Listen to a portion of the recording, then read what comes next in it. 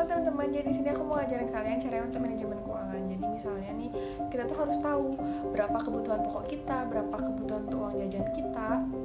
Setelah itu baru nanti aku ajarin cara itu. Tapi di sini aku kasih contoh atau perumpamaan aja ya.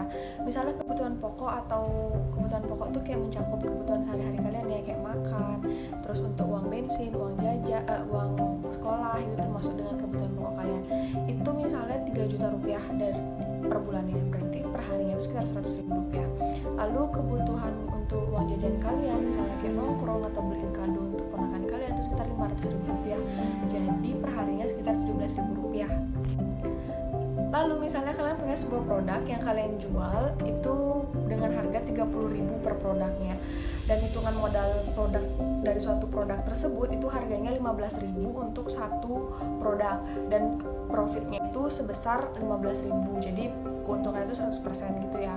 Lalu kita anggap aja per hari kalian bisa jual sekitar 10 produk. Artinya 30.000 dikali 10 produk itu sebanyak 300.000 rupiah itu per hari.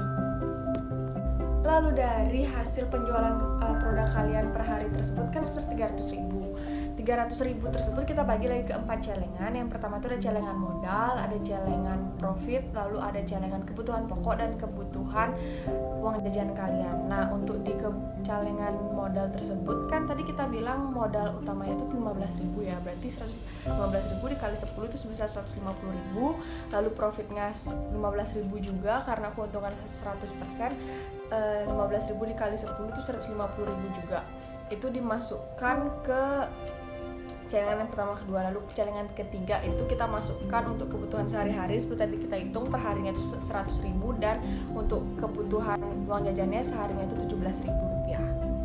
Nah, selanjutnya baru deh kita hitung profit bersihnya berapa dari celengan kedua, ketiga, dan keempat. Celengan kedua itu ada profitnya yang pertama atau omsetnya itu 150.000 dikurangin 100.000 itu sebesar 50.000, sisanya 50.000, kemudian dikurangi 17.000 untuk kebutuhan uang jajan kalian, jadi sekitar 33.000 itu per hari.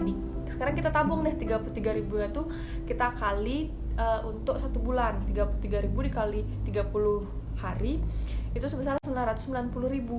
Uang 990.000 tersebut kalian jangan gunakan untuk menaikkan taraf hidup kalian jika usaha kalian masih di 3 tahun pertama. Menurut saya lebih baik kalian gunakan uang tersebut untuk ditabung dan kalian gunakan untuk mengembangkan usaha kalian. Misalnya dengan kalian bisa pakai untuk promosi produk, untuk menambah jumlah produk, untuk menambah jumlah produksi, atau kalian bisa supaya kalian bisa terus bisa mengembangkan usaha kalian.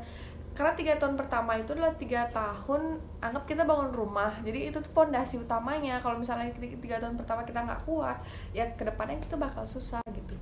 Jadi kita setengahnya harus punya tabungan, terus kita harus rajin promosi, karena 3 tahun pertama tuh benar-benar kita harus jajaran promosi. Lalu kita bisa juga gunakan seperti yang saya tadi bilang untuk mengupgrade bahan-bahan atau mengupgrade